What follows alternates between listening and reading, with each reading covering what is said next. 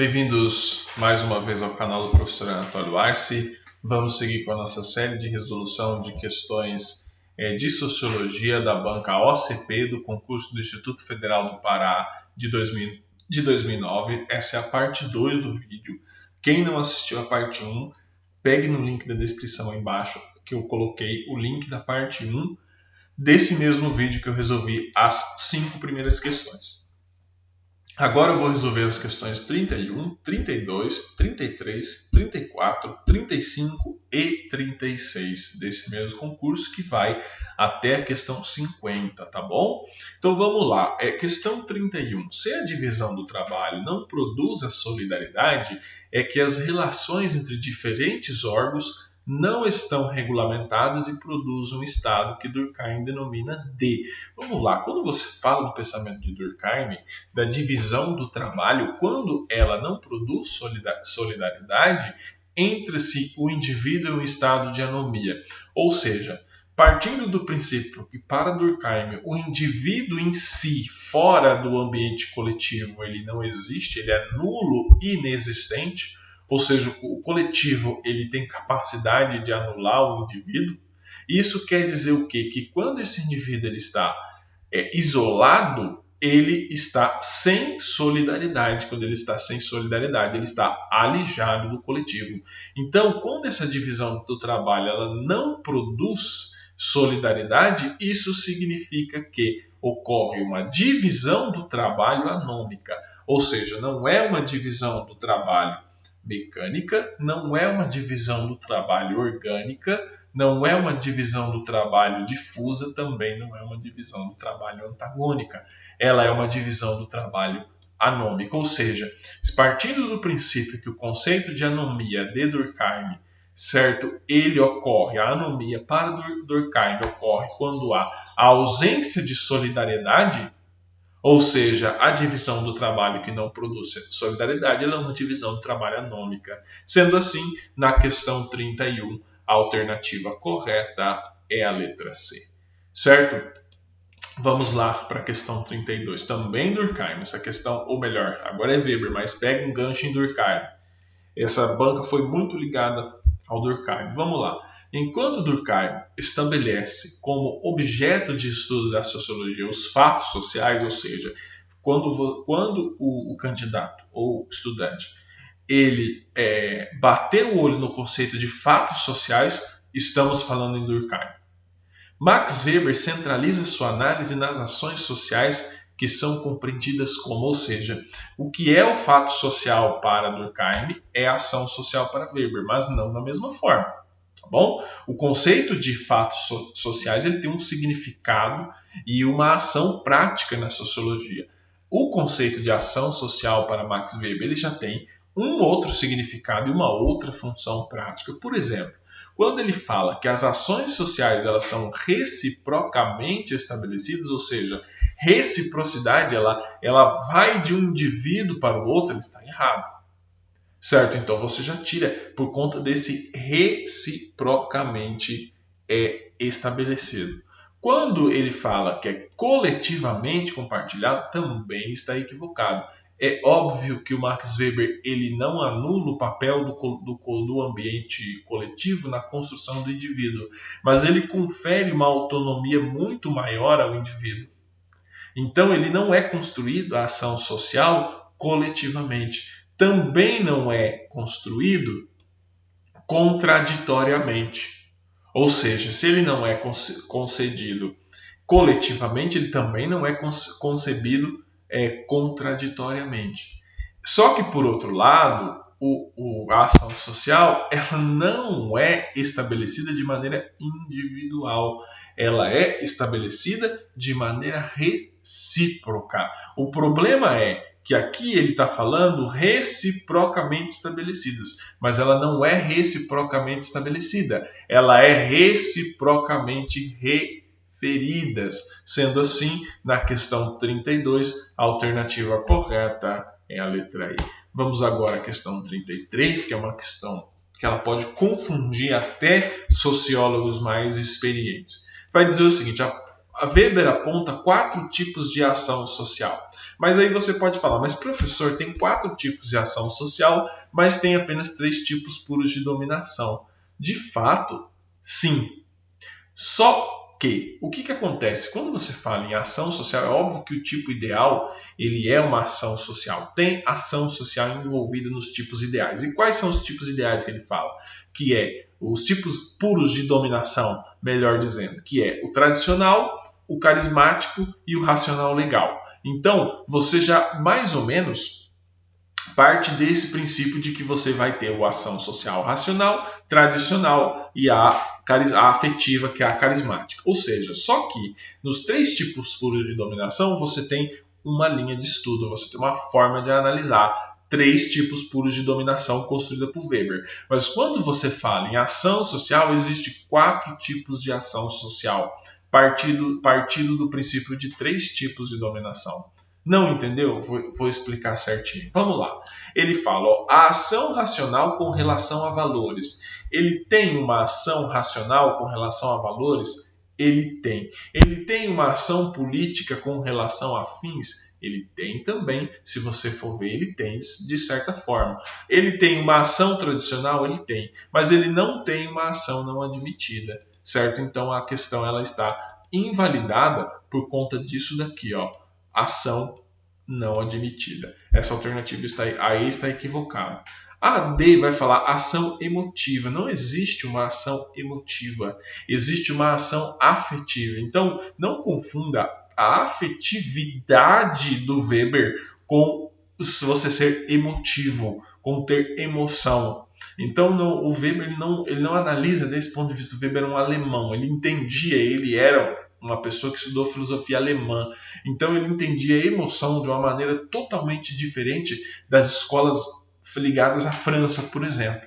Certo? Então tome muito cuidado com esse tipo de alternativa. Ele fala ação racional com relação a fins. Ok, você tinha uma ação racional com relação a fins, você tinha uma ação racional com relação a valores, você tinha uma ação, de certa forma, carismática, mas você não tinha uma ação política. Ação política é outra forma, certo? Então essa questão ela está também equivocada. A B vai dizer ação racional com relação a valores, ação racional com relação a fins, ação tradicional e ação não prevista. Essa alternativa está quase correta, mas quando ele fala que a ação ela não é prevista, ela está invalidando a questão. Portanto, a questão B, a alternativa B, também está equivocada. Sendo assim, a que sobra é a alternativa A, que vai dizer o seguinte: ação tradicional. Tem a ação tradicional? Tem. Tem a ação afetiva? Tem. Ação tradicional ligada às tradições, afetiva ligada à questão do carisma, e você tem 2 tipos de ação racional. Aí que entra o problema, que é a ação racional com relação a fins, a ação racional com relação a valores. Sendo assim, na questão 33, a alternativa correta é a letra A. 33, a alternativa correta é a letra A. Vamos agora à questão 34. A questão 34 ela pode confundir um pouco o candidato que é mais apressado. Então eu sugiro que vocês façam um esquema. 1, Karl Marx. 2, Weber. 3, Durkheim. Então você vai colocando aqui 1, B, C, o que é de Karl Marx é 1, o que é de Weber é 2 e o que é de Durkheim é 3. Então vamos lá. A divisão do trabalho social. A divisão do trabalho social está ligada a quê? Ou melhor, não vamos fazer pelo conceito, vamos fazer pelo pensador. Vamos lá, Karl Marx. Karl Marx, a divisão social do trabalho está ligada ao Karl Marx? Não está ligada ao Karl Marx. A ideologia alemã está ligada ao Karl Marx e está ligada ao Karl Marx. Então, 1B, ou seja, 1B. Aqui você já pode pintar. 1B. O Capital está ligado ao Karl Marx? Então, 1 é C também. Certo? Vamos ver Max Weber agora. 2. Max Weber. Weber está ligado à ética protestante? Está. Então, 2D. Weber está ligado às regras do método sociológico? Não. Weber está ligado à economia e sociedade, que é o seu livro? está ligado também. Então, 2D e 2F. E o 3, que é o Emile Durkheim, está ligado ao A, divisão social do trabalho, e ao E, as regras do método sociológico. Sendo assim, muito fácil essa questão, a questão 34, a alternativa correta é a letra B. Vamos agora à questão 35, agora a banca já entrou em Karl Marx e vai ser difícil sair. Vamos lá. Para Karl Marx, a luta de classes no capitalismo expressa a contradição que existe nesse sistema entre, vamos lá, qual é a contradição existente no sistema capitalista que produz essa luta de classes, ou que ela é expressada por meio dessa luta de classes? É os meios de produção e os modos de produção? Não, os meios de produção e os modos de produção são diferentes. Por exemplo, os meios de produção, quem são os donos dos meios de produção? A burguesia. E qual é o modo de produção? O capitalismo. Certo? Portanto, a alternativa A está equivocada. A alternativa B vai dizer o seguinte: relações sociais e meios de produção. Você tem meios de produção, de certa forma você tem meios de produção, mas as relações sociais elas são produto desses meios de produção. Então não existe uma contradição entre relações sociais e meios de produção. A alternativa C vai dizer forças sociais e modos de produção. As forças sociais, elas também são subordinadas aos modos de produção. Então não tem uma contradição entre elas.